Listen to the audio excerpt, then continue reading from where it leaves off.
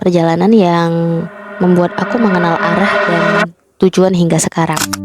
Dan sampai hari ini alasan itu masih menjadi doa yang belum berhenti aku perjuangkan. Dan ternyata teman-teman, perubahan kecil itu membawa efek yang besar. Dan aku mulai dianggap sebagai sosok yang tahu banyak hal. Assalamualaikum warahmatullahi wabarakatuh. Halo, apa kabar teman-teman semua? Selamat datang di Kata Hari Ini, Kata Hari Ini.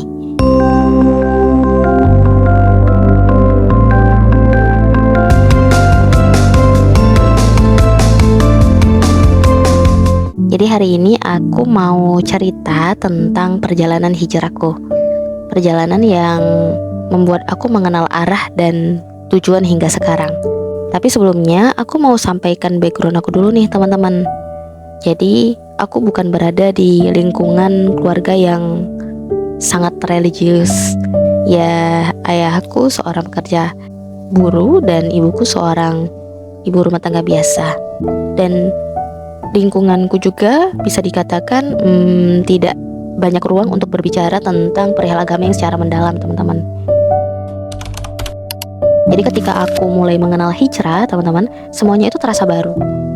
Dan mungkin ini juga bisa jadi bagian cerita yang sedang kamu jalani.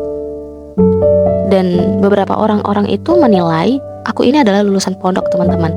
Padahal aku tidak punya background lulusan pondok gitu. Nah, hijrahku ini sebenarnya mulai pada saat aku duduk di bangku SMK. Jadi aku lulusan SMK dan waktu itu dulunya aku ambil jurusan akuntansi. Waktu di SMK itu ada kayak semacam MOS gitu, masa orientasi sekolah, dan itu ada beberapa pilihan organisasi, teman-teman. Dan di antara itu aku minatnya 2, silat dan rohis gitu. Nah, sebenarnya aku minatnya ke silat. Kalau ke rohisnya nggak terlalu 100% gitu. Nggak tahu kenapa ya, saat daftar tuh malah isi formulir rohisnya aja, teman-teman. Silatnya enggak gitu kan. Ya udahlah ya teman-teman, itu takdir Allah. Lalu ada suatu momen pertemuan perdana rohis, itu ketemu nih dengan Bamba, mentornya gitu. Dan waktu pandangan pertama itu Masya Allah, wajah mereka tuh tenang semua, tutur kata mereka lembut gitu kan. Dan kayak agak sedikit sulit dikatakan, aura mereka itu loh menenangkan sekali, teman-teman. Nah, pada saat taklim itu sempat ditanya nih oleh mbak-mbak mentornya, apa sih alasan kalian ingin gabung rohis gitu kan. Dan alasannya klasik, teman-teman. Dengan polosnya aku menjawab, ingin menjadi seorang hafizah mbak gitu kan. Masya Allah. Ya itu lagi semangat-semangat ya teman-teman. Dan sampai hari ini alasan itu masih menjadi doa yang belum berhenti aku perjuangkan gitu, teman-teman. Bismillah insyaallah ya. Nah, di awal kelas 10 itu jujur saja ya teman-teman, aku belum menunjukkan banyak perubahan sebenarnya. Ya, aku masih tetap seperti Rini yang dulu, yang biasa saja gitu kan, teman-teman. Namun perlahan-perlahan ketika mulai beradaptasi di organisasi rohis ini, ada mulai tumbuh mulai tumbuh sesuatu, bukan paksaan tapi rasa penasaran gitu, teman-teman, yang ujung-ujungnya perlahan menjadi panggilan. Dan untuk awal-awal itu aku sedikit penasaran tentang hijab. Jadi mentor-mentorku dulu hijabnya itu kita sebut sekarang ini hijab syar'i. Nah, kalau aku dulu bukan sebutnya panjang gitu, jadi hijab panjang gitu. Ya, aku sedikit penasaran ya bagaimana cara pemakaiannya gitu kan, jenis apa hijab yang dipakai itu kan, terus gerah atau tidak gitu. Tapi aku takut bertanya ke mentor-mentornya gitu kan. Akhirnya aku sempat tanya ke salah satu teman aku yang dia juga pakai hijabnya sama, hijabnya syar'i gitu. Dan aku tanya bagaimana cara pakainya ya gitu. Dan alhamdulillah dikasih nih tutorialnya, teman-teman. Dan ini masih terpakai nih tutorialnya sampai sekarang, bermanfaat, Masya Allah ya. Lalu waktu di rumah aku coba nih praktekin pakai hijab yang ada aja gitu kan. Terus aku lipatin bagian di atasnya sedikit dan aku pakai hijabnya. Lalu aku lihat ke cermin tuh, teman-teman. Dan aku diam sebentar, terus bilang, Masya Allah, ini aku gitu kan. Disitu aku terpanah, teman-teman, dengan diri aku sendiri. Ya gimana, terlihat anggun, terlihat adem, tenang gitu, cantik gitu kan. Tapi ya teman-teman, emang ada sedikit pikiran jelek sih, ini menurut aku ya teman-teman. Aku berpikir nanti orang-orang bertanya nggak ya, atau Aku harus jawab apa kalau mereka bertanya gitu kan. Mereka bakalan mengejek aku nggak ya gitu. Terlepas dari overthinking itu ya, besok pagi aku pakai ke sekolah teman-teman. Memberanikan diri untuk memaksakan masih tetap mencoba pakai hijab itu. Untuk awal-awal aku tutupin pakai jaket dulu. Terus saat di kelas barulah aku buka nih jaketnya. Dan ya semua orang melihat aku, memandang aku gitu teman-teman. Awalnya tatapan itu terasa aneh. Ada risih, ya ada. Tidak bisa dijelaskan tapi teman-teman. Tapi tidak ada satupun yang bertanya, tidak ada juga yang menertawakan ternyata teman-teman. Malah sebaliknya, aku mendengar ucapan yang lembut membuat hati aku jadi hangat gitu teman-teman. Ucapan mereka tuh Masya Allah Tabarakallah, cantik sekali gitu kan.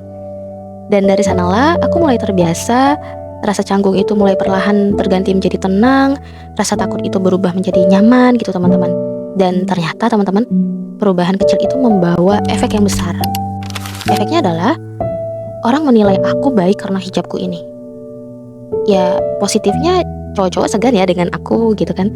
Dan cewek-cewek mulai berdatangan tuh, mulai banyak bertanyaan, mulai banyak minta pendapat gitu kan. Dan aku mulai dianggap sebagai sosok yang tahu banyak hal. Ya sebutan mereka ke aku, sebutannya adalah ustazah gitu. Tapi ya teman-teman, aku jadi takut. Takutnya ya karena penilaian baik mereka itu ke aku akan berekspektasi tinggi terhadapku.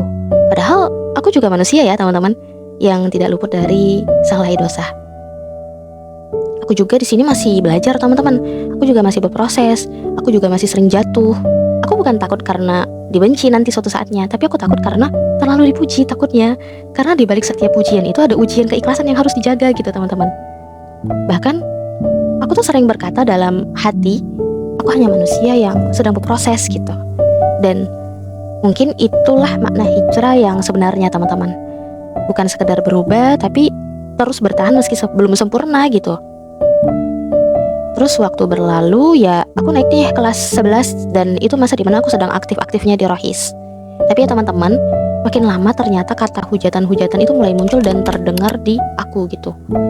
Pada saat itu hijab yang syar'i dilabeli seperti orang yang teroris gitu, ibu-ibu pengajian. Bahkan ada yang entengnya berkata seperti sedang memakai kafan. Astagfirullahaladzim.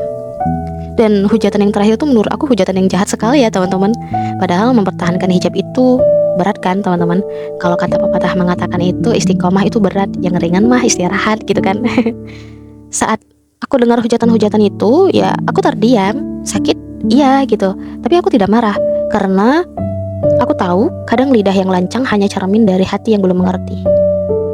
Tapi aku minta kekuatan ke Allah karena prosesku ini bukan karena siapapun, semuanya karena Allah. Dan aku berubah semuanya karena Allah. Dan salah satunya alhamdulillahnya ya teman-teman, aku orangnya bodoh amat, tidak memasukkan hal yang buruk ke telinga aku dengan baik, tapi malah membuangnya seperti sampah. Intinya aku punya prinsip teman-teman, aku bertahan apa yang aku pakai gitu. Yang aku pedulikan bukan penilaian versi kacamata manusia, tapi penilaian versi kacamata Allahnya gitu teman-teman. Aku tidak bisa mengontrol bagaimana orang-orang akan menilai aku, tapi aku bisa mengontrol bagaimana aku menanggapinya.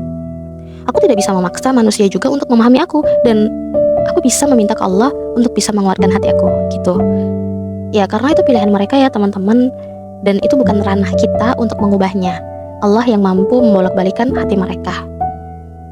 Sampai akhirnya datanglah ujian lain nih teman-teman. Gosip yang menurut aku tidak masuk akal ya.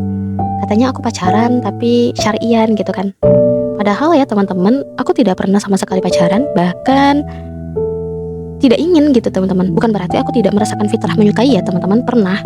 Tapi tidak sedikit pun aku mengambil konsekuensi untuk pacaran teman-teman. Ya mungkin alasannya sederhana. Orang menaruh ekspektasi besar kepadaku. Mereka menganggap aku baik, seolah-olah tidak mungkin berbuat salah nih. Padahal ya aku juga manusia gitu kan teman-teman, yang sedang belajar masih memahami arti kata baik itu. Tapi ternyata teman-teman, ekspektasi mereka itu ya tidak sepenuhnya buruk ya teman-teman. Karena di sisi lain justru itu tuh ada hikmahnya. Kenapa? Karena ekspektasi mereka ke aku itu adalah bagian rem aku kalau aku ingin berbuat maksiat ataupun aku lalai.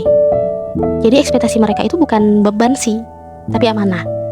Ya itu sebuah rem buat aku dari Allah agar aku tidak bablas di jalan gitu kan. Tapi ya ada kalanya berat ya teman-teman, harus jadi contoh, harus jadi teladan gitu kan. Ya itu bagian ujian yang Allah kasih ya teman-teman. Kalau tidak diuji ya bagaimana kita tahu seberapa persentase kualitas iman kita. Lalu setelah aku lulus nih dari sekolah, ya aku nggak kuliah dulu teman-teman. Jadi aku kuliah itu di tahun 2020. Aku tamat SMK ini tahun 2019. Jadi aku milih kerja dulu karena ya alasannya ekonomi gitu kan. Jadi waktu itu aku